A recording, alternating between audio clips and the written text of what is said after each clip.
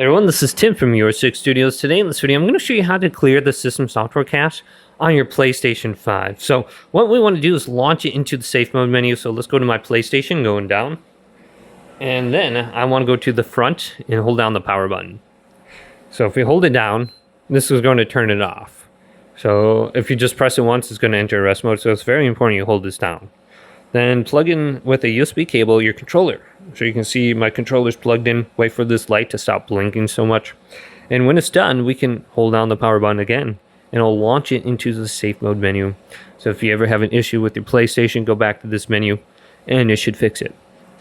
So we can hold down this power button again. I heard one beep, and then I'm going to hear another beep, and it should launch in the safe mode menu. So here's this second beep right there. So it takes about 5 seconds each time, and then let's go back up. And it says connect the controller using the USB cable and then press the PlayStation button. So here's the PlayStation button. And then go on down to the option number 6, clear cache. And go to clear system software cache right here. And then go to OK. Now another thing that you could do to clear the cache on your PlayStation is simply unplug it from the wall outlet for approximately 1 minute.